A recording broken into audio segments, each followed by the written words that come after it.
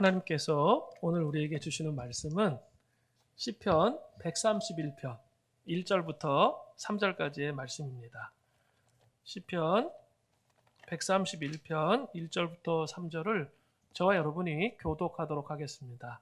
제가 먼저 읽겠습니다.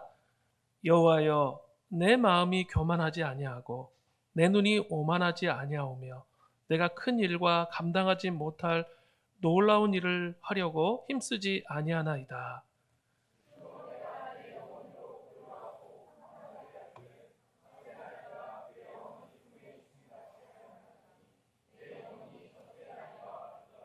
같이 읽겠습니다. 이스라엘아, 지금부터 영원까지 여호와를 바랄지어다. 아멘. 예, 제가 지금 이제 안식월 3개월 동안 이제 안식월 기간입니다. 그런데 지난주에 왔다가 우리 목사님 좀 많이 아프신 거 보면서 제가 좀 도와드렸으면 좋겠다라고 생각해서 왔습니다. 지금 저는 교회 출입 금지입니다. 그래서 이제 장로님들이 못 오게 해가지고 제가 이제 못 가고 있는데, 워낙 제가 일 중독이어가지고 이 교회를 내려놓는 게 쉽지가 않더라고요. 그런데 이렇게 목사님들이, 장로님들이 안식월을 3개월 주셔서 이렇게 하게 됐는데, 이렇게 자꾸 교회 좀 가려고 하니까 오지 말라고 푹 쉬시라고 이렇게 했는데, 그럼에도 불구하고 이렇게 우리 지난주에 방문했다가 좀 도와드렸으면 좋겠다, 그런 생각이 들어서 이렇게 제가 지금 말씀을 전하게 됐습니다. 오늘 설교의 제목은 진정한 안식이라는 제목으로 말씀을 전합니다. 헬린 웬의 모든 것을 새롭게 라는 책이 있습니다. 그 책에서 이 현대인의 삶을 이렇게 정의했습니다. 현대인의 삶은 뭔가 차 있는 것처럼 보인다. 겉으로 보기에는 되게 너무 분주하고 바쁘잖아요, 우리가 다. 그런데 속을 들여다보면 못다 찬 그런 삶이다, 이렇게 정의했습니다. 분주하고 바쁜 가운데 우리 마음속에 깊은 불만족이 있죠. 그리고 또 삶에 대한 권태가 있고, 또 삶에 대한 뜻대로 되지 않기 때문에, 원래 인생은 우리 뜻대로 되지 않습니다.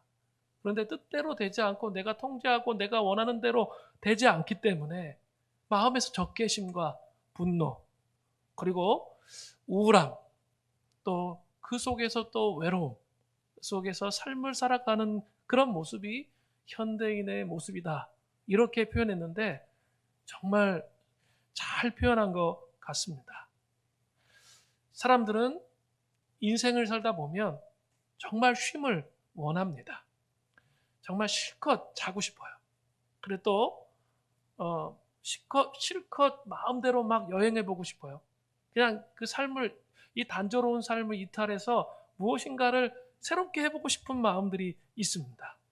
때로는 직장일, 또 가정일, 육아, 또 교회일, 뭐 이런 일들로부터 좀 도망치고 싶은 목회자인 저도 그런 때가 있습니다. 어깨가 짓눌려서 힘없이 살아가는 많은 사람들이 있습니다. 우리 만물의 피곤함이 이루 말할 수 없는 그런 상태로 살아가는 그리스도인이 많습니다. 그러다 보면 정말 우리가 그리스도인이고, 그리스도인으로서 정말 진정한 쉼과 안식을 누릴 수 있음에도 불구하고 삶의 곤고함 속에 파묻혀 살아가는 경우들이 많습니다. 토마스 켈리가 말한 대로 우리는 너무나 많은 생애를 열병에 걸려 헐떡거리는 것과 같은 견딜 수 없는 투쟁 속에서 삶을 살아가고 있습니다. 뭔가 붙잡고 또 제어하고 조작하고 뭔가 통제하고, 이런 역학관계들이 사실은 우리를 너무 지치게 만든다는 거죠. 하나님의 백성들도 마찬가지로 이러한 인생의 투쟁과 역학관계 안에서 살아갈 수밖에 없을 때가 참 많습니다. 그럴 때 우리는 어떻게 해야 합니까? 예수님은 하나님의 백성들의 삶을 살아가는 우리들에게 쉼의 자리로 초청하고 계십니다.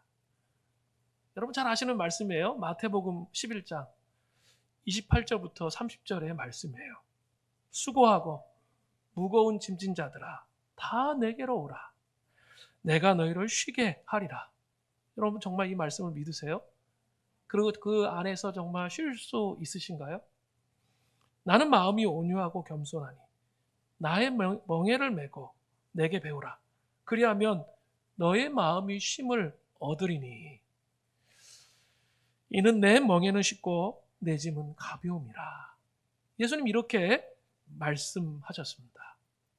오늘 살펴볼 시편 131편은 하나님의 백성들이 어떻게 진정한 안식 가운데 삶을 살아갈 수 있을까에 대한 그 내용들이 나오고 있습니다. 어떻게 진정한 안식 가운데 우리의 삶이 경영될 수 있을까요? 권고하고 지치고 힘들고 탈진된 그런 삶이 아니라 정말 주님과 함께 하기 때문에 기쁘고 소망 있고 행복한 정말 그런 삶이 될 수가 있을까요? 오늘 본문은 크게 세 가지로 말하고 있습니다. 어떻게 우리의 삶에 진정한 쉼과 안식을 구해야 되는지 첫 번째는 교만을 처리해야 됩니다. 이 교만이라는 것은 무엇입니까? 교만은 잘난 체하며 방자하게 뽐내는 것을 말합니다. 성경에서의 교만은 하나님의 뜻을 행하지 않는 것. 하나님의 뜻을 행하지 않는 것을 말해요. 이게 중요해요. 교만은 하나님의 뜻을 행하지 않는 게 교만이에요. 하나님과 동등해지려 했던 타락한 전사, 즉 사탄으로부터 나온 것입니다.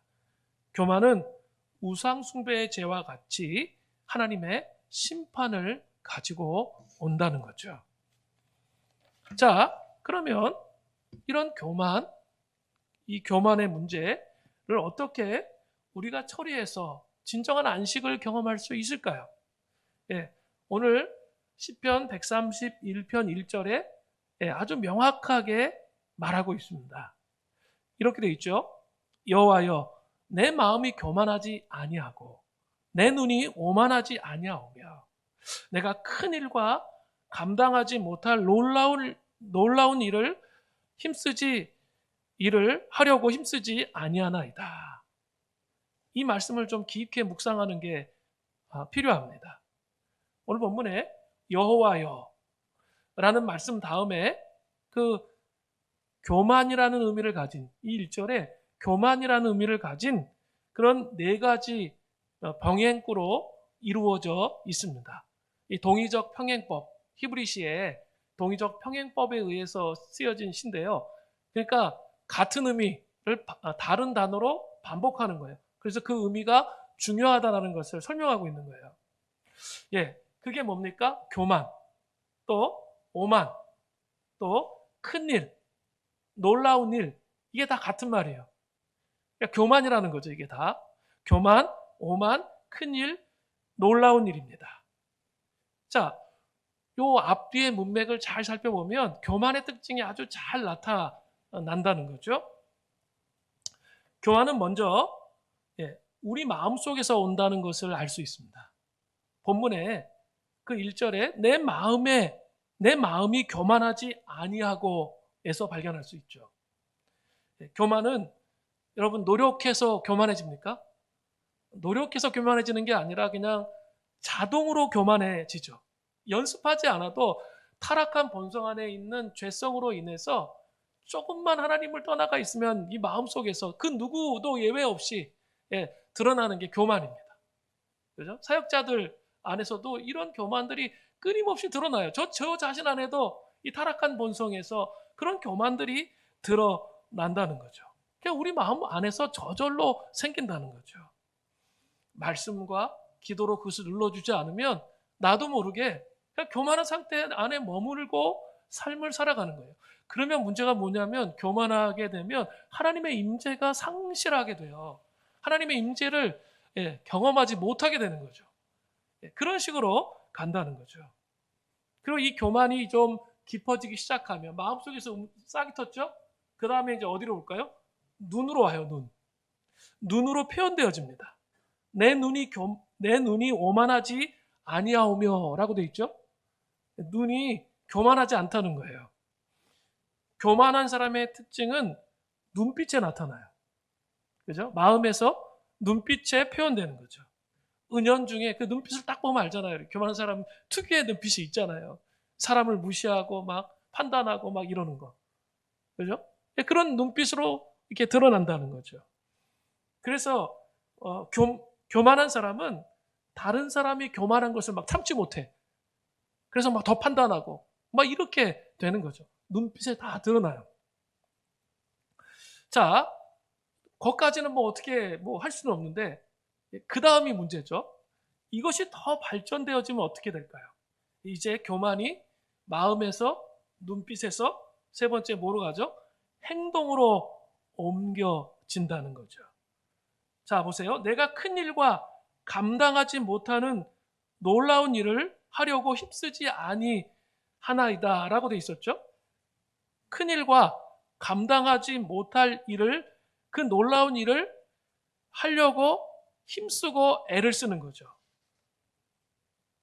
자, 앞에 마음과 눈에 나타난 것은 숨길 수 있어요. 그러나 행동은 더 이상 숨길 수 없게 되는 거죠. 교만은 하나님께서 내게 주시지 않은 것을 행하는 거예요. 그리고 하나님께서 좀 너의 삶을 좀 나한테 맡겨라 이렇게 말씀하시고 의탁하기를 원하시는데 자기가 다 가져오는 거죠.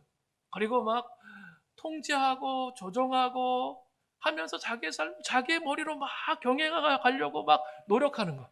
그게 바로 교만의 상태예요. 하나님의 말씀대로 행하지 않는 것. 그게 교만이라는 거죠. 여기에서 빠져나갈 수 있는 사람은 아무도 없어요. 그죠? 잘 여러분의 삶을 반추하셔야 돼요. 반추하시면서 돌아보면 왜 내가 지치고 피곤하고 탈진되는가? 탈진되면 될수록 더 뭐가 문제죠? 하나님과 관계가 문제가 되는 거죠. 이 하나님과 친밀한 관계 안에 들어갈 수 없고 하나님께서 무엇을 말씀하시는지 알 수가 없게 된다는 거죠. 그 하나님의 임재가 사라지기 때문에 그런 거죠. 교만이 그래서 무서운 거예요. 그냥 뭐 이렇게 나는 다른 사람에 비해서 교만하지 않아 이런 느낌이 아니고요. 하나님의 말씀을 나의 삶 속에 적용하고 세우지 못하는 삶을 살아가는 것 자체가 교만이라는 거예요. 이런 거죠. 그 데이빗 배너의 사랑에 항복하다라는 책이 있습니다. 꼭 한번 읽어보시면 좋겠는데 정말 좋은 책이에요. 근데 거기에 하나님의 사랑에 대해서 이야기하면서 수영의 예를 통해서 설명해요. 수영. 이렇게 초보들은 이렇게 물이 무서우니까 어떻게 하죠? 몸이 막 굳어 있어요. 그리고 막 뜨려고 막 난리를 막 치잖아요. 그러면 그럴수록 어떻게 되죠? 더 가라앉아요. 근데 이렇게 수영을 잘하는 사람은 어떻게 하죠? 물의 흐름에 자기를 의탁하잖아요. 그러면 이렇게 잘 앞으로 나가고 물 속에서 잘 생존할 수 있도록 그렇게 되잖아요. 신앙생활도 그 원리가 같다는 거예요. 하나님의 사랑에 항복하는 게 먼저라는 거예요. 뭔가 뭘 이렇게 뭔가를 자꾸 하려고 하는 게 먼저가 아니고 그러다 보면 뭔가 자꾸 하려다 보면 김밥의 옆구리가 터져요. 내 안에 있는 죄된 본성과 문제들을 통해서 갈등과 분열과 어려움들을 자꾸 일으켜요. 이게 자기를 잘 성찰할 수 있어야 된다고 그랬죠. 누가 이렇게 너 교만하다 그러면 싫잖아요. 기분 나쁘고. 지는 안 교만한가? 막 이런 마음 들잖아요. 그렇게 자기를 성찰해서는 안 되고 하나님 앞에 서기 때문에 나를 이렇게 잘 돌아볼 수 있어야 된단 말이에요. 그러면서 자기가 이렇게 하나님을 신뢰하지 못하고 내 삶을 내가 막 지금 경영하기 때문에 막 피곤하고 건고한 이 자녀에 대해서 막 내려놓지 못해서 막 염려하고 근심하고 씨름하고 사는 거. 시부모님 또 처가의 부모님 막에 대해서도 막 하나님께 온전히 의탁하지 못하고 기도 속에서 의탁하지 못하고 불안해하고 염려하는 거예요. 돈에 대해서 막 불안하고 막 염려하고 근심하면서 어떻게 해야 될지 막 이렇게 살아가는 것, 그게 바로 교만이라는 거예요. 하나님의 사랑에 완전히 자기를 내어드린 그 삶을 살아야 된다는 거예요. 그 하나님의 커다란 은혜의 강물이 있는데 거기에 자기가 완전히 들어가기 시작하면 하나님의 음성이 들려요. 말씀을 통해서. 제가 얘야 이런 음성이 아니고 이 말씀을 통해서 하나님께서 나에게 뭘 말씀하시는지가 들려요. 그렇게 살아가기 시작하면 하나님의 창조적 기름 부으심이 임해요. 저는 사업의 기름 부으심에 대해서 관심이 많아요. 그래서 선교하기 위해서 그런 쪽에 관심이 많거든요. 그런데 정말 이 하나님을 신뢰하면서 하나님의 사랑 앞에 이 사업장이 정말 주님의 것임을 전적으로 신뢰하고 의지하면서 의탁하며 드리면 이 사업의 기름 부으심이 와요.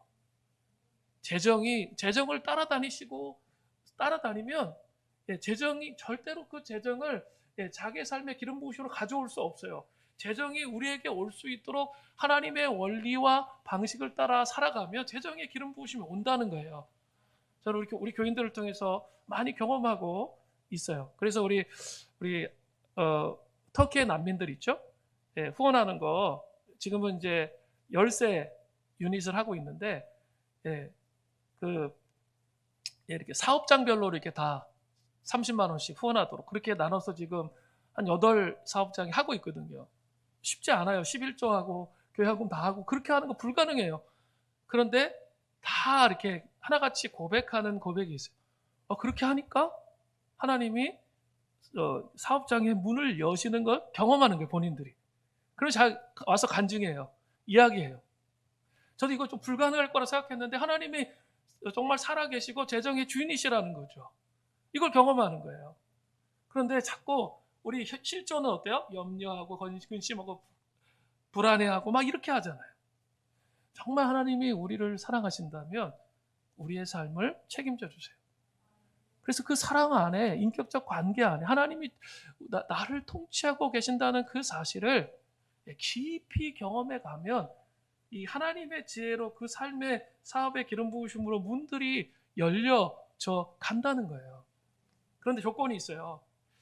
이게 뭐냐면 하나님은 이 사람이 진짜 하나님을 원하는지 돈을 원하는지 그거를 테스트하세요. 이것은 또 하나님 나라를 꿈꾸는 이 땅에 하나님 나라를 세우며 살아가기를 원하시는 모든 분들에게 동일하게 적용돼요. 정말 그 사역의 우상인지 정말 하나님을 정말 사랑하면서 하나님만을 섬기기를 원하는지 그걸 보기를 원하신다는 거죠.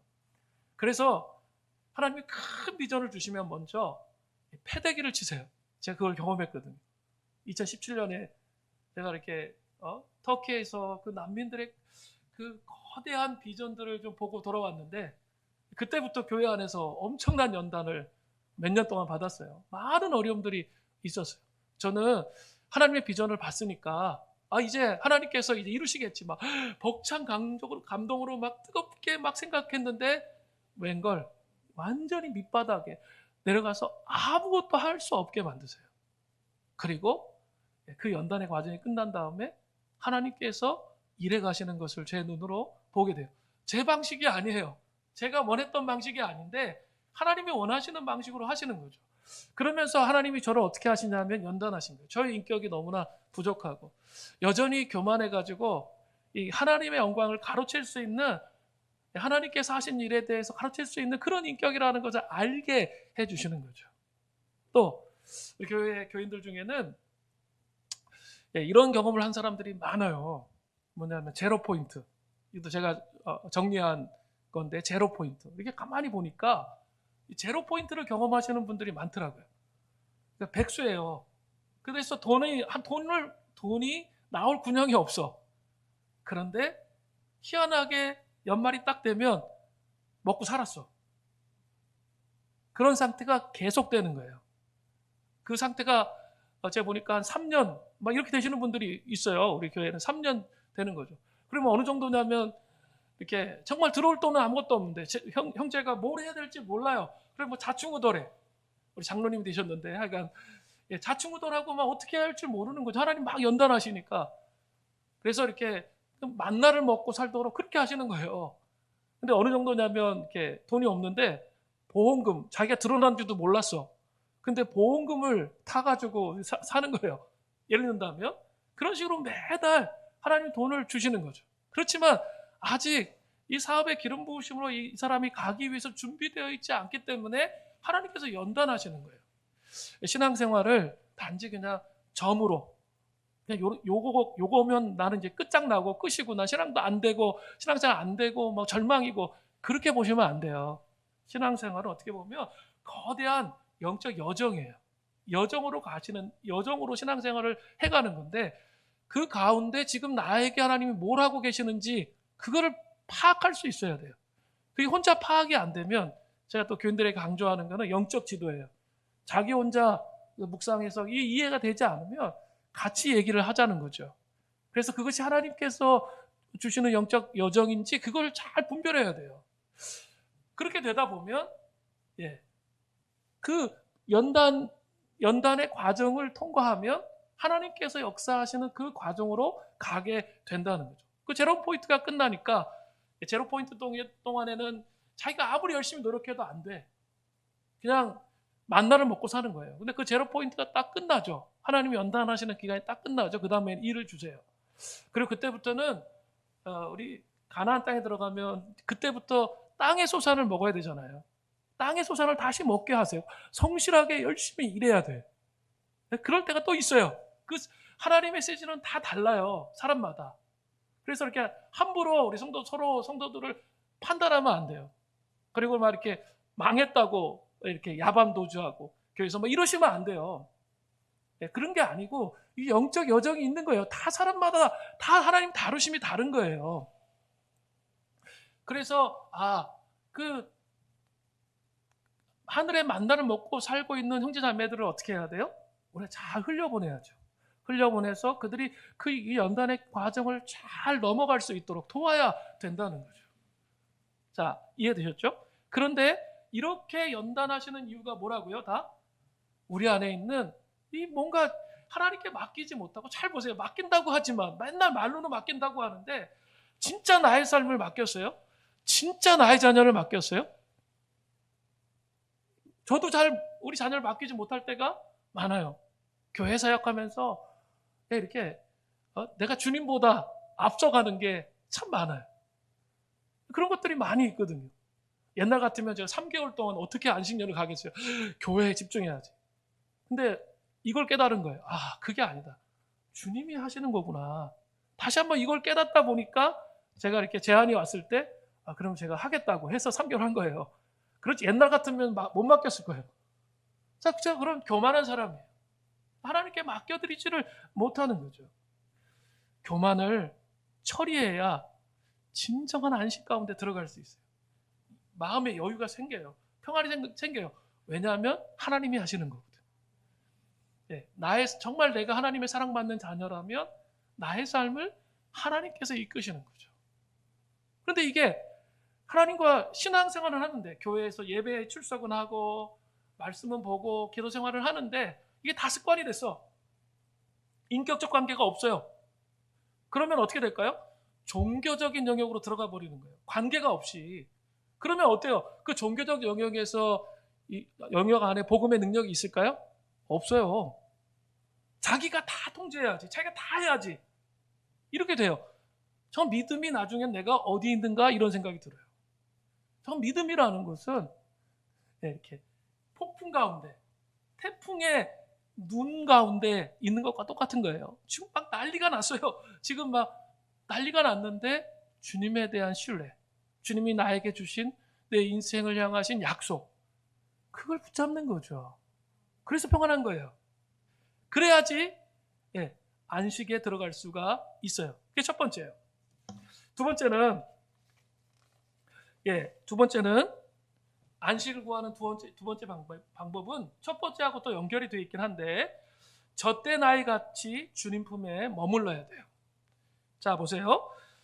시편 131편 2절을 보세요. 이렇게 되어 있죠. 실로, 오히려 라는 뜻인데 내가 내 영혼으로 고요하고 평안하게 하기를 젖된 아이가 그 젖된 아이가 그의 어머니 품에 있음 같게 하였나니 내 영혼이 젖된 아이와 같도다. 자, 그게 2절이죠. 자, 보세요. 시편 기자는 교만을 멀리하고 오히려 자기 영혼이 고요하고 평온하게 되었다라고 말하고 있습니다. 이것은 자, 안식의 상태, 쉼의 상태에 들어간 것을 의미하는 거예요. 그러니까 우리가 생각하는 세상적 관점의 쉼과는 완전히 차원이 달라요. 그 쉼은 쉬어도 또 피곤해요. 또 쉬어도 있죠. 회복이 안 돼요. 그러나 주님 안에서 쉴 때 놀라운 지금 고요함과 평온이 임하고 있다라고 고백하는 거죠. 그 안식의 상태가 어떠냐면 젖된 아이의 상태와 같다는 거죠. 젖된 아이가 어떤 상태에 있는 것을 말하는 걸까요? 우리 이제 엄마들 한번 잘 생각해 보세요. 작은 아이들이 있을 때, 젖됐을 때 여러분 기억나세요? 아이 젖됐을 때, 연세가 있으신 분들은 기억이 안 나신다고 이렇게 하시는데, 젖됐을 때 그 기억을 한번 잘 생각해 보세요. 아이들 젖되려면 어때요? 막 칭얼거리고 난리치고 막 그러잖아요. 막 젖을 막 먹고 싶어가지고 그 젖이 없으면 자기 살 수 없다고 생각하니까 막 달려들고 막 칭얼대고 막 그래요. 그죠? 그런데 얘가 사람 구실을 하려면 어떻게 해야 되죠? 젖만 먹이면 안 되잖아요. 결국은 음식을 먹어야 되는 거잖아요. 그러기 위해서 눈물을 머금고 어때요? 그걸 모른 채 해야죠. 그래서 이 아이가 음식을 먹을 수 있도록 그렇게 도와야 된단 말이죠. 그냥 계속 젖만 먹으면 안 되잖아요. 음식을 먹을 수 있도록 그렇게 도와야 된다는 거죠. 근데 한번 좀 상상을 해보시고 한번 묵상을 해보세요. 어린 자녀를 자기 품에 안고 있는 거 생각해 보세요. 아이가 막 엄마랑 막 그런 치열한 싸움을 했단 말이에요. 그리고 고요하게 엄마 품에서 자고 있는 거예요. 고요하게 엄마 품에서 쉬면서 안식을 누리는 거죠. 그 장면을 한번 생각해 보세요. 그리고 그 엄마는 그런 자녀를 보면서 측은히 여기는 그런 마음으로, 야, 정말 안타깝지만 내가 젖을 줘야 되지만 네가 사람 구실을 하기 위해서는 단단한 음식을 먹어야 돼 라고 생각하면서 그 일에 가득한 눈으로 바라보는 그런 관점을 한번 생각해 보세요. 하나님이 그런 관점으로 우리를 젖된 아이가 어머니 품에 있는 것처럼 우리의 삶에 조작하고 통제하고 살았던 삶에 막 그 진동, 그 삶에 가득한 고통 가운데 막 씨름하고 있을 때 젖된 아이의 이 주님의 품같이 우리를 주님 손으로 이끌어 가기를 원하신다는 거죠. 이걸 좀 기억하시면 좋겠어요.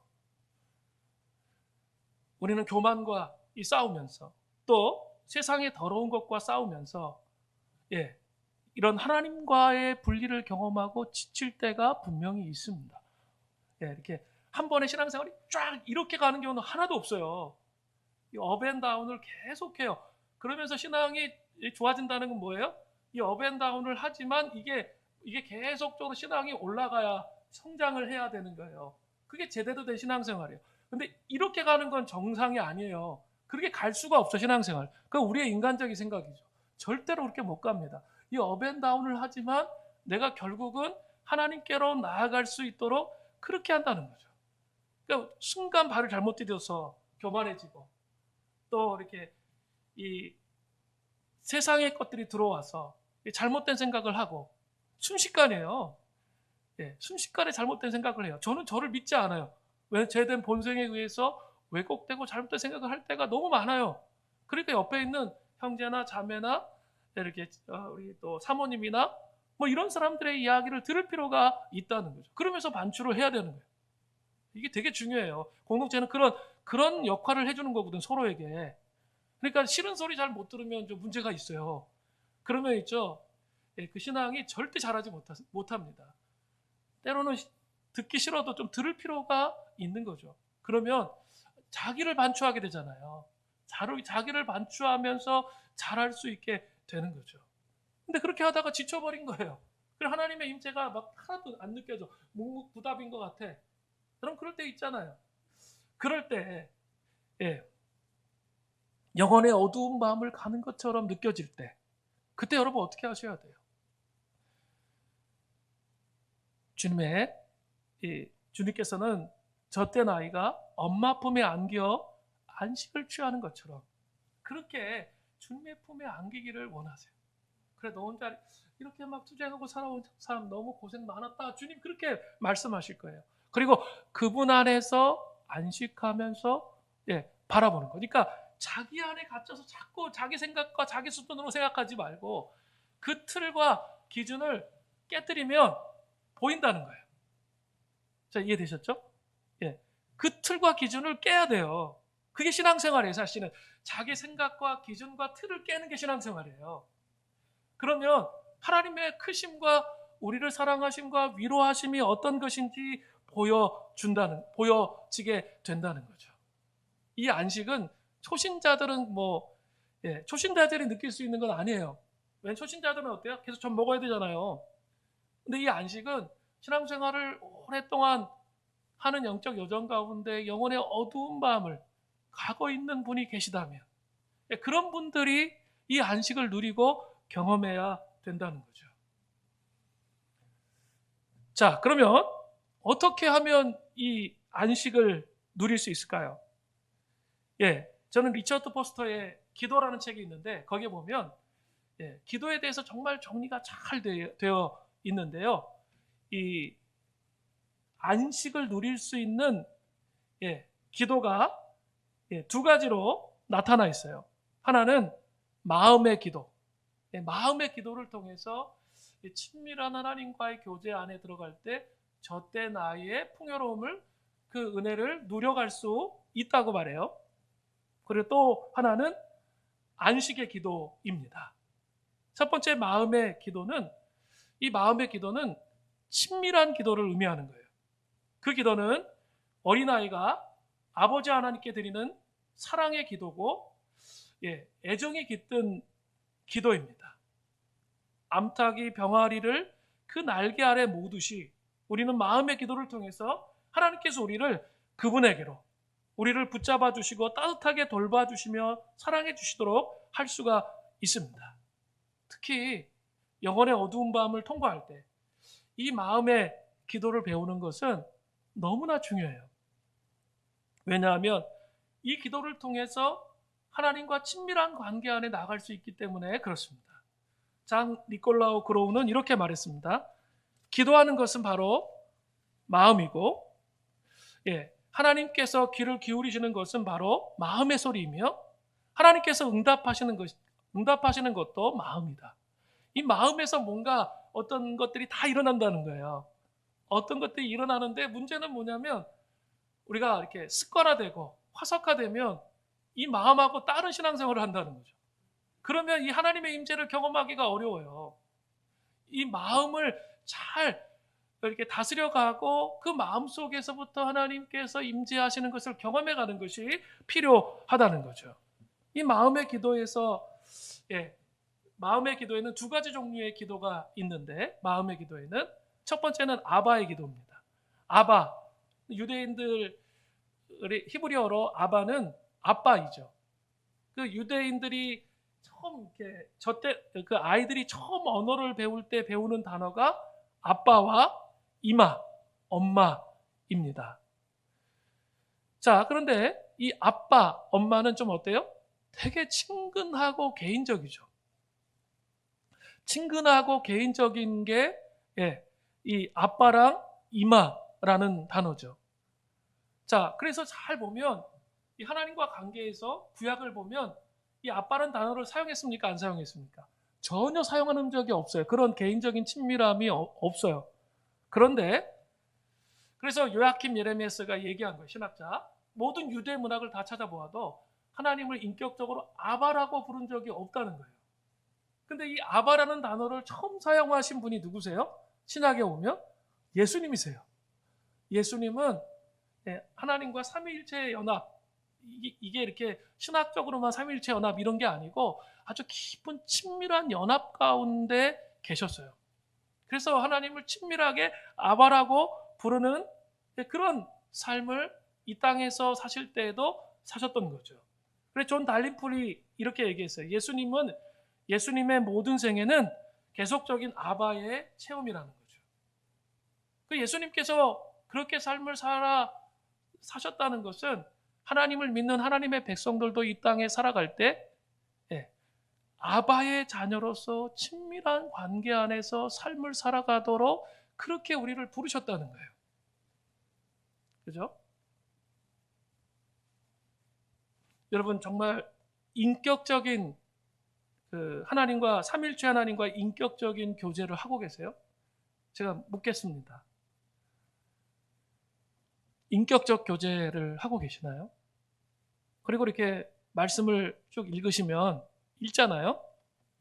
읽는 거 중요해요. 우리도 성경 이제 10장씩 읽거든요. 하루에. 그렇게 이제 훈련시킵니다.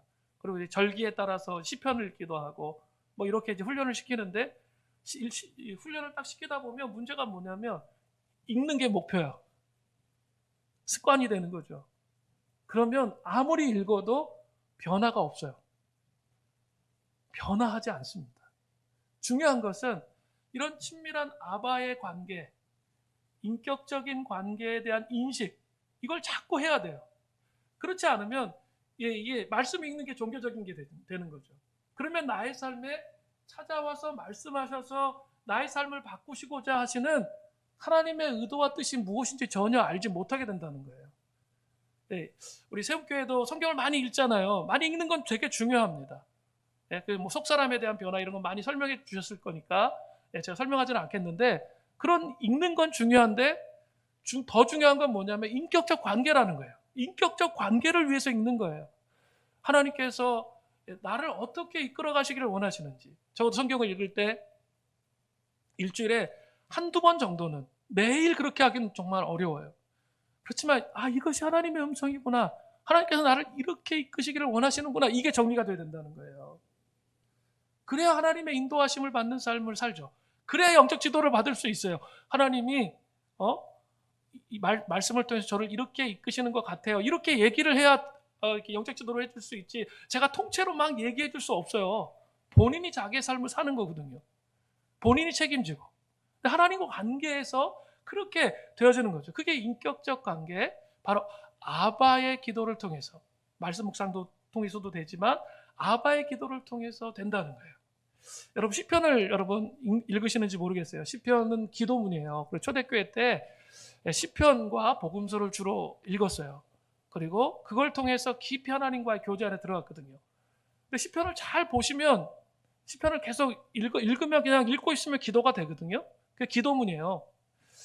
근데 그 기도문을 잘 보시면 우리랑 약간 다른 걸 느낄 수 있어요. 뭐가 다르냐면 우리는 이렇게 특히 신앙생활 오래 하다 보면 그냥 막 힘든 거 어려운 거 마음속에 다 꾸겨 넣어. 그래도 안 그런 것처럼 마음은 병들었는데 안 그런 것처럼 살아. 이런 경우들이 많거든요. 그런데 시편을 보면 그렇지가 않아요. 막 놀라운 말들이 많이 나와요. 막 저주문, 악인의 혀를 잘라버려 주십시오. 뭐 이런 것들. 뭐 심각한 얘기들이 많이 나와요. 보셨죠? 성경 안에서. 네. 근데 그게 어떤 의미가 있냐라는 거예요.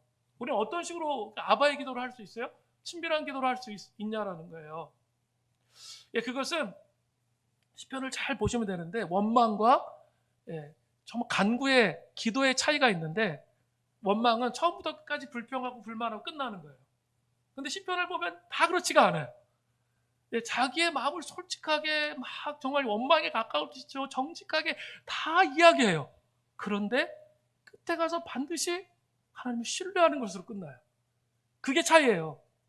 끝에 가서 정말 내 마음, 사람들에게 표현하지 못했던 그 모든 마음들을 그냥 하나님 앞에 다 고백하는 거예요. 다 아프고 상처받고 찢겼던 거. 그게 아바의 기도예요.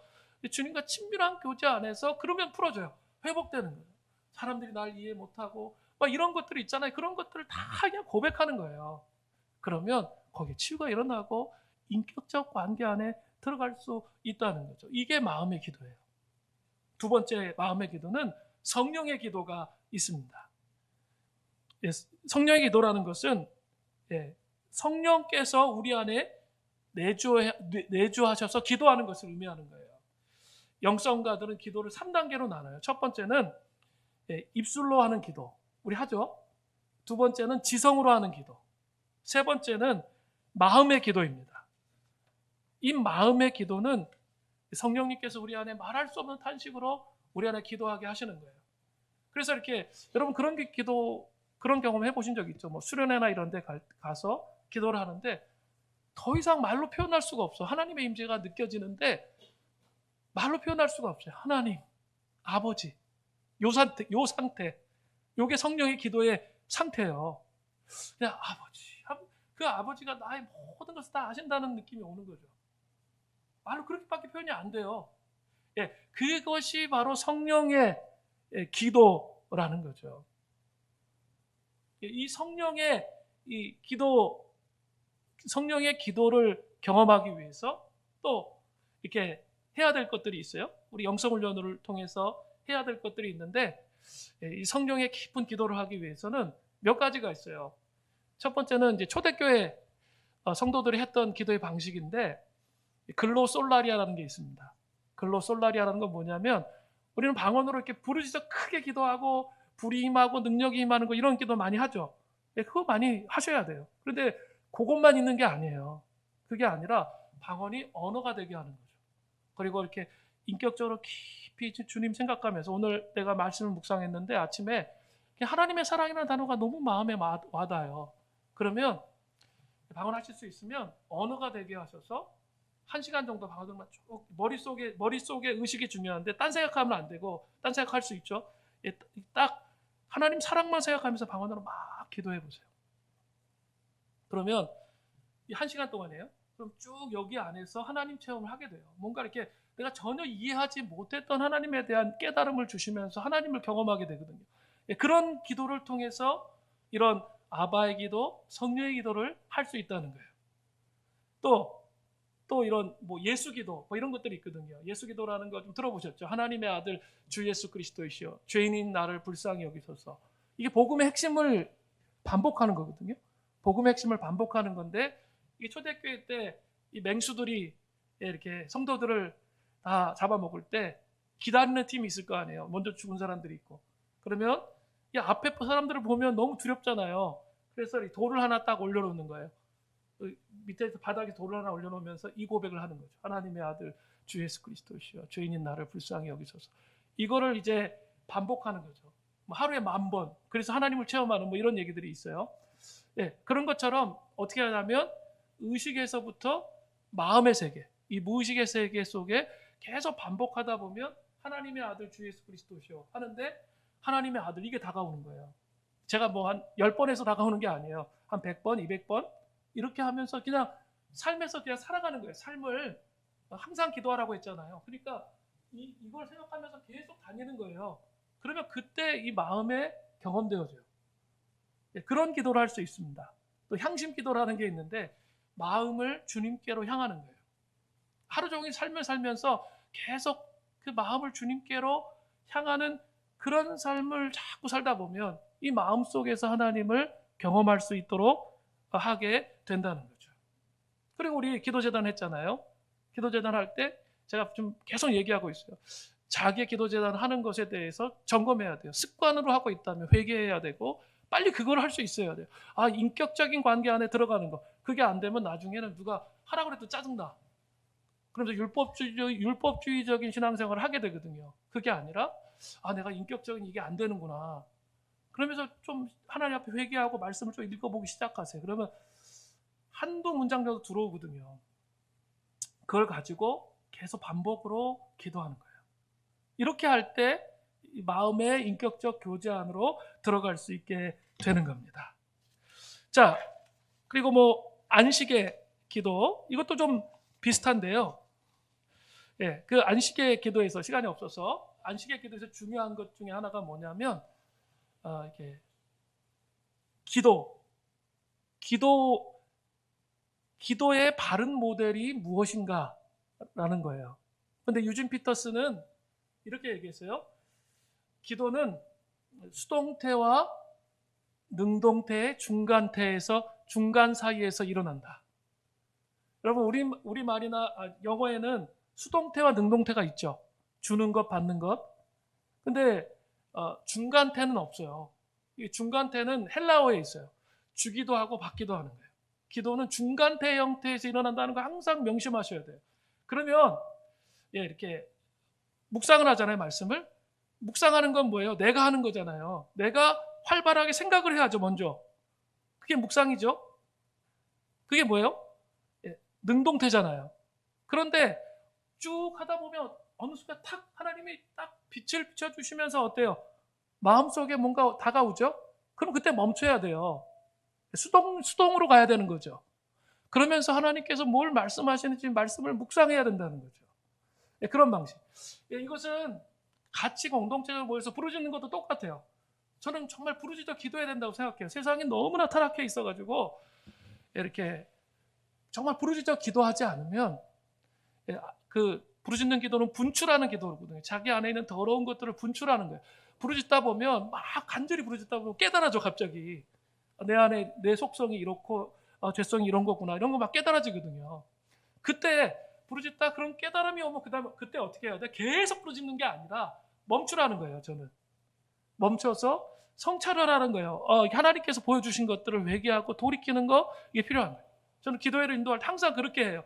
강하게 부르짖게 시켰다가 뒤에는 머물러서 하나님께서 말씀하시는 것이 무엇인지를 찾는 것. 그걸 통해서 이렇게 바르게 기도해 갈 수 있다는 거예요. 이 안식의 기도에서는 좀 그 정도만 알려드려야 될 것 같아요. 내용이 많아가지고. 그렇게 기도를 한번 꼭 해보세요. 정말 부르짖어 기도하세요. 너무 저 인생이 너무 힘들고 어렵고 답답한데 앉아서 침묵하면요. 저기 삼천포로가 딴 세계 가요. 이게 안 돼요. 그때 그 답답함을 하나님께 간절하게 통성으로 부르짖어 기도해 보세요. 그럼 분명히 마음에서부터 그게 풀어지는 그런 게 있어요. 그러면서 멈추라는 거죠. 하나님께서 말씀하시는 것이 무엇인지 듣는 그런 은혜가 있기를 바라요. 묵상도 마찬가지예요. 지금 제가 계속 묵상에 대해서 말씀드리는 것 같아요. 이 하나님이 이 공동체에 좀 주시고자 하시는 말씀이 그건 것 같아요. 좀 말씀을 많이 읽고 있는데 왜 읽느냐에 대한 거예요. 왜 읽으세요? 그것은 바로 그 인격적 관계 안에서 그 친밀한 사랑을 누리면서 어떻게 해야 돼요? 하나님의 길을 걸어가기 위해서 읽는 거예요. 그게 본질이에요. 초대교회 성도들은 그렇기 때문에 성경을 그렇게 읽었던 거지 그냥 율법적으로 습관적으로 읽었던 게 아니에요. 다른 사람들한테 나 성경 백독했다. 그거 자랑하기 위해서 읽는 게 아니에요. 내가 그 사랑 안에서 걸어가기 위해서 읽는 거죠. 하나님 이걸 좀 말씀하기를 원하신다는 느낌이 좀 제가 들거든요. 정말 왜 읽으시는지. 그러니까 성경을 많이 읽어 오신 거예요. 성경을 많이 읽으시는데 이 개념이 머릿속에 이 가슴속에 있어서 항상 점검이 돼야 그 속사람의 변화가 역동적으로 일어나면서 인격이 변하는 거예요. 10년 교회 생활하고 20년 교회 생활하고 30년 교회 생활 했는데도 아직도 어린애야. 그 어떤 만평을 봤는데 이 교회에 이렇게 만평이 뭐였냐면 교회 안에 영적 갓난아기밖에 없는 거예요. 장로님 뭐 이렇게 권사님 다 있는데 아직도 기저귀 차고 있고 우유 먹는 거죠. 그런 그림을 그려놓은 만평을 제가 본 적이 있어요. 그게 어떻게 보면 왜 그럴까요? 어떤 변화와 회복을 통해서 영적 여정을 가야 되는데 그래서 이 자라나야 되는데 자라지 않는 거죠. 그리고 자기는 다 자랐다고 생각하는 거예요. 천만의 말씀 늙어 죽을 때까지 하나님을 알아야 돼요. 그래도 다 알지 못해요. 여러분 영적 세계가 얼마나 방대한지 아세요? 그래서 함부로 잘못되게 그냥 막 자기 마음대로 들어가다 보면 미혹에 빠져요. 그게 영적 세계예요. 얼마나 광대한지 몰라요. 우리 그렇게 주님을 알아가고 알아가는 거예요. 그렇게 해야 변화가 일어나게 된다는 거죠. 이 안식의 기도를 통해서 이 마음의 기도들을 통해서 여러분 묵상을 통해서 그런 주님을 깊이 만나시는 은혜가 있기를 바라요. 브레이크를 거세요. 내가 왜 성경 읽지? 왜 성경을 읽으세요? 왜 기도하세요? 왜 아침마다 그렇게 씨름하세요? 사랑하기 때문이죠. 주님을 사랑하기 위해서 그런 거예요. 다른 이유가 없어요. 하나님 나의 길을 이끄시기 때문이에요. 마지막으로 이제 세 번째. 자, 진정한 안식을 구하기 위해서 교만을 처리해야 되고 저때 나의 같이 주님 품에 머물면서 마음의 기도를 하시고 마음의 묵상을 마음을 통해서 묵상하는 기도하는 방법을 제가 가르쳐 드렸어요. 세 번째는 혼자 하는 게 아니에요. 세 번째는 뭐냐면 3절이에요. 이스라엘아 지금부터 영원까지 여호와를 바랄지어다. 자 보세요. 우리가 안식을 경험하는 마지막 방법을 3절에서 말하고 있는데요. 이스라엘아를 통해서 1절, 2절이 안식을 개인적으로 구했죠. 그렇다면 3절부터는 그것을 공동체적으로 끌어올리는 거예요. 안식은 혼자만 구하고 끝나는 게 아니에요. 공동체 안에 하나님의 풍성한 임재가 있어야 되고 그 임재 안에서 자유를 누리는 그 안식이 공동체 안에 있어야 돼요. 공동체 안에 제일 중요한 게 뭘까요? 제일 중요한 것은 임재예요. 예배 드릴 때마다 그 하나님의 임재가 없다면 정말 그 임재가 공동체 안에 부어지도록 여러분 씨름하고 기도하고 몸부림치셔야 돼요. 이건 담임 목회자인 목사님 혼자서만 해야 될 일이 아니라 이 공동체에 딱 앉았을 때 그 임재가 느껴져야 돼요. 제가 이 안식월을 맞이해서 전국을 다 돌아다녔거든요. 이렇게 있는 교회들을. 근데 딱 가보면요. 딱 자리에 앉으면 그 임재가 느껴지는 교회들이 있어요. 그거는 정말 많은 교회를 그 기도를 통해가 그 기도가 거기 쌓여 있기 때문에 그런 거거든요. 근데 딱 앉으면 마음이 닫혔던 마음이 열리면서 무장해제가 되는 거죠. 그래야 하나님을 경험할 수 있게 되는 거예요. 공동체적으로. 그렇게 딱 이게 돼야 쉽게 안식이 안에 들어갈 수 있어요. 그 하나님의 위로를 경험하고 회복을 경험할 수 있게 되는 거죠. 그거는 누가 만드는 거예요? 담임 목회자 혼자 만드는 게 아니라 함께 기도함을 통해서 만드는 거예요. 저는 기도할 때마다 예배의 갱신과 회복과 부흥을 위해서 기도하도록 교인들에게 날마다 가르칩니다. 저 혼자의 문제가 아니에요. 초신자가 왔을 때 여기에서 그 느낌을 경험하고 이 공동체에 뭔가 따뜻한 느낌, 따뜻한 분위기가 있다. 이게 돼야 돼요. 한 번은 그런 적이 있었어요. 우리 교회는 불교 신자가 왔는데 예배당에 못 들어오는 거예요. 그 강렬한 임재를 가 느껴지니까 못 들어오더라고. 밖에 있다 갔어요. 그런 것도 봤고요. 그리고 이렇게 연세가 이제 90세 가까이 되시는 다른 교회 교인이셨는데 이 할머니가 이렇게 귀가 안 들리시잖아요. 그런데 이렇게 보통 때는 이렇게 또 딸이 한 60대이셨는데 두 분이 이렇게 오시면 보통 때는 안 들리셔. 근데 있죠? 말씀을 듣는데 성령 임재 안에서 말씀을 들으니까 귀가 열리시는 거예요. 그걸 들으시는 거예요. 제가 그게 참 너무 감동이 됐어요. 그리고 나도 나이가 들었을 때 다른 건 다 귀가 안 들려도 말씀을 들을 때 내 귀가 열리는 그런 삶을 살아야겠다. 그런 경험을 했어요. 그런 임재가 이 교회 안에 있어야 돼요. 그거는 여러분 정말 목숨을 걸고 기도해야 돼요. 그냥 이렇게 사람들이 많이 오는 게 중요하지 않아요. 제가 볼 때 저는 뭐 사람 많이 오는 거 별로 중요하게 생각하지 않아요. 중요한 거는 지금 이곳에서 예배 드릴 때 우리 안에 임재가 있느냐 없느냐 이게 문제예요. 그래서 그 임재 속에서 너무 삶이 얼마나 요새 팍팍해요. 물가도 너무 많이 오르고 직장 생활하기도 어렵고 그런 사람들이 여기 딱 앉으면 그냥 눈물이 나야 돼요. 예배 드리면서 울어보셨어요? 이게 중요해요. 그거 여러분들이 만드시는 거예요. 제가 만들어줄 수 없어요. 여러분이 하셔야 돼요. 여러분이 정말 기도하면서 그런 임재의 공간을 만드는 거예요. 그래서 그 사람들이 여기 왔을 때 위로받는 거죠. 그러면서 뭔가 있구나 하면서 공동체에 나오게 되는 거예요. 저는 이런 단어를 되게 좋아해요. 지상에서 가장 안전한 공동체. 레리 크랩의 책인데 제가 이 모토로 또 목회했거든요. 저는 교회 와서 여러분 속으로 왜 하세요? 그냥 일주일 동안 산 거 와서 한풀이 하기 위해서 속으로 파는 거 아니죠. 그죠? 그래서 막 그 얘기 들으면 더 영적 침체의 법칙, 같이 막 더 침체되는 이렇게 만드시는 분들이 있어요. 그러시면 안 돼요. 영적 상승의 법칙. 내가 정말 힘들고 어렵다는 것은 나누지만 그래도 내가 좀 믿음으로 살아보겠습니다. 하고 말하는 거예요. 그러면 어때요? 저 사람을 보면서 도전을 받아요. 그리고 영적인 길을 내가 어떻게 가야 될지 모를 때 옆에 사람들의 얘기를 들으면 그렇구나 하고 깨달아지거든요. 그래서 속으로 파는 거예요.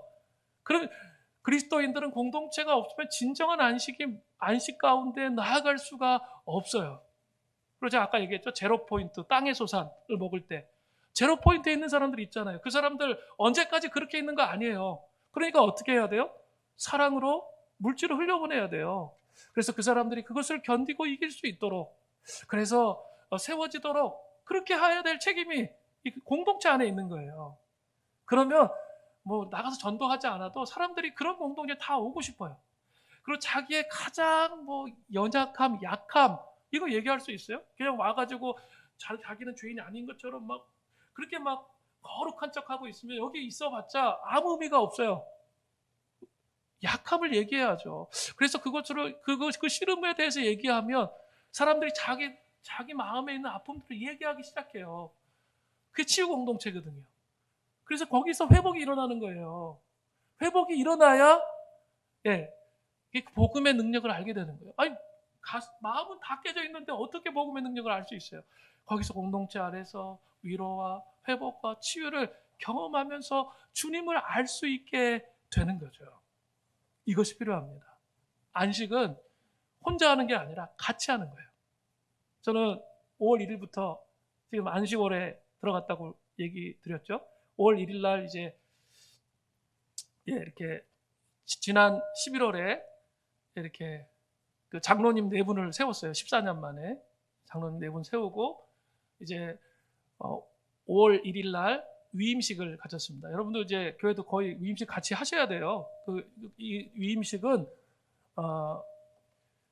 그 노회에서 주관하는 거예요. 물론 준비는 우리가 하지만 노회장님과 서기 위임국장이 와서 위임을 했다라는 걸 선포해 줘야 되는 예식이거든요. 그러니까 그게 뭐냐면 목사가 이제 이 교회와 이제 완전히 결혼하겠다는 그 서약을 하는 시간이에요. 그래서 우리는 참 그 예식을 위해서 우리 장로님들이 잘 준비해 주셔서 다 금식시키고 두 주 동안 이렇게 해가지고 되게 임재 있게 예식을 좀 마쳤습니다. 되게 은혜가 좀 있었는데 그리고 14년을 좀 돌아보는 그런 시간도 가질 수 있게 되었어요. 그리고 나서 제가 한 달만 하려고 그랬는데 이렇게 3개월 하라고 해서 제가 좀 전국의 교회들 다 돌아다니고 있어요. 처음에 5월 달에는 좀 쉬면서 몸을 회복하는 거에 좀 집중했고 6월에는 제 교회 네트워크 사역을 위해서 여러 교회들이나 사역자들을 방문하는 거. 7월에는 우리 아이가 외국에 있는데 좀 가족을 세우는 거. 이런 걸 목표로 사실 3개월 동안 보내려고 하고 있습니다. 그러면서 제가 주일마다 이제 교회를 계속 돌아다녔어요. 교회를 돌아다니면서 교회들을 다 보면서 저도 이렇게 한국 교회에 대한 부정적인 생각들을 많이 하고 있었는데 돌아다니다 보니까 문제가 있는 교회들도 많이 있었지만 소망이 있는 교회들이 많더라고요. 저 큰 교회가 무조건 나쁜 것만은 아니더라고요. 정말 이렇게 그 코로나 시대에 씨름하면서 몸부림치면서 그 하나님의 임재를 세우기 위해서 막 몸부림치는 그런 교회들을 많이 보았어요. 그리고 우리 교회는 30, 40대가 주축이에요. 30, 40대. 그래가지고 이렇게 애 키우면 바쁘잖아요. 그죠? 애 키우면 바쁘고 우리 가족만 딱 집중하게 됩니다. 그러다 보면 새로운 사람이 왔을 때 소 닭 보듯이 이렇게 하는 경우가 너무 많아요. 우리 교회는. 그래서 제가 이렇게 그것 때문에 고민을 좀 많이 했는데 제주도에 있는 한 교회를 가게 됐는데 거기 갔는데 장로님들이 너무 인사를 잘하시는 거예요. 제가 세신자처럼 이렇게 와서 앉아 있는데 모든 교인들이 장로님들이 인사하시고 모든 교인들이 다 같이 인사를 하시는 거예요. 이렇게 계속 관심을 갖고 끝까지 옆에 있고 그리고 이렇게 끝까지 그러시더라고요. 그래서 제가 좀 물어봤어요. 그 목사님한테 어떻게 이렇게 장로님들이 잘 훈련돼 있고 우리는 이거 한 번도 생각해 본 적이 없는데 이렇게 훈련이 잘 돼 있고 어떻게 이렇게 따뜻하게 사람들을 맞이하고 한대하냐고 교회가 그렇게 이제 물어보니까 이렇게 3년 동안 훈련을 했다는 거예요. 장로님들하고 장로님들은 가장 마지막에 식사하도록 자기 그렇게 훈련을 시켰다는 거예요. 그리고 너무 친절하게 인사를 하시는데 엄청 도전이 되는 거예요. 그래서 제가 이제 돌아가서 제일 먼저 할 일이 이겁니다. 제가 이미 장로들한테 통보했습니다. 우리 이거부터 해야 된다. 아니 우리가 정말 좋은 것 하나님의 임재를 갖고 있고 좋은 것을 갖고 있다 할지라도 우리가 새로운 가족들이 왔을 때 우리가 정말 따뜻하게 살갑게 인사하고 그들을 받아들일 수 없으면 우리 안에 좋은 것들을 어떻게 나눌 수 있겠냐 이거 얘기를 하고 있거든요. 지상에서 가장 안전한 공동체가 되려면 첫인상에서부터 그런 느낌을 가지고 그들이 교회에 나올 수 있게 하고 그 다음에 소그룹 안에 그것만 있으면 이제 껍데기죠. 그럼 또 다 떠나요. 중요한 건 그 소그룹 안에 내용이 있어야죠. 정말 사랑하고 위탁돼 있고 하나 돼 있고 충성스러운 그런 모습으로 연합하는 거죠. 그냥 자기네끼리만 소그룹 하려고 생각하지 마시고 이제 사람들이 들어오도록 소그룹 안에 그들만의 리그가 되면 안 돼요. 그러면 이미 거기에서 생명력을 잃어버린 거예요. 그런 소그룹을 여러분 하셨으면 좋겠어요. 공동체를 믿으며 함께 갈망하면 공동체 보면 험한 꼴도 다 보게 되지만 또 이 험한 여정들을 지나가다 보면 반드시 하나님께서 공동체에 부어주신 그 소망이 있어요. 그리고 하나님이 역사하시는 그 기름 부으심이 있어요. 그걸 봐야 돼요.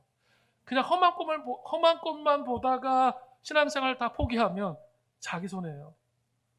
인간은 죄된 본성이 있기 때문에 그런 모습이 있어요. 그러나 성령께서 임하시고 더 성령의 기름 부으심 안에 더 가까이 가려고 하면 할수록 자기를 포기해요. 자기를 내려놔요. 우리 교회에 카자흐에서 온 부부가 있었어요. 근데 그 부부가 있었는데 성도들이 다 관심을 갖는 거예요. 그러니까 근데 우리 교회는 사랑헌금이라는 게 있어요. 근데 어느 날 딱 보니까 여기 와서 생활하기 너무 어려운 상황인데 한 700만 원을 이렇게 나눠서 헌금을 했더라고요. 그 가정을 돕기 위해서. 그런 게 교회 아닐까요? 근데 그런 경험을 하게 된다는 거죠. 제가 지금 얘기했죠. 교회 안에 험한 꼴 많이 당했다고 얘기했잖아요. 어려움 많이 겪었다고 그랬잖아요. 그런 것도 있지만 이 부정적인 것들이 인간의 타락한 본성으로 있지만 하나님께서 역사하실 것들을 바라보면서 소망하면서 가는 거예요. 그러다 보면 하나님께서 이 교회를 바꾸세요. 그걸 새롭게 하십니다. 그 소망을 포기하면 안 돼요. 교인들은 교회 안에는 죄인들의 모임이기 때문에 연약한 모습도 있지만 또 성령이 임재하실 때 하나님께서 하시고자 하시는 위대한 일도 있다는 거예요. 그것들을 바라보시면서 세워지시는 은혜가 있기를 바랍니다. 그래서 교회 공동체를 함께 해야 돼요. 그래서 흑역사도 경험하고 하나님 부흥도 경험하고 이러면서 충성된 청지기로 함께 이 교회 공동체와 세워지시는 은혜가 있기를 바랍니다. 자, 이제 우리 기도하겠습니다. 오늘 들었던 말씀 기억하시면서 우리가 같이 기도하면 좋겠는데요. 진정한 안식이 여러분의 삶에 있었으면 좋겠습니다. 그러기 위해서 제가 교만을 처리해야 된다 그랬죠. 성찰하셔야 된다 그랬어요. 주님 또 저에게 마음의 기도를 가르쳐 주셔서 주님 제가 깊이 마음으로 기도하게 하시고 공동체와 함께 하나님을 믿으며 갈망하는 삶을 살기 원합니다. 주님 피폐되어 있고 황폐되어진 저희 영혼을 불쌍히 여겨 주시옵소서. 같이 기도하겠습니다.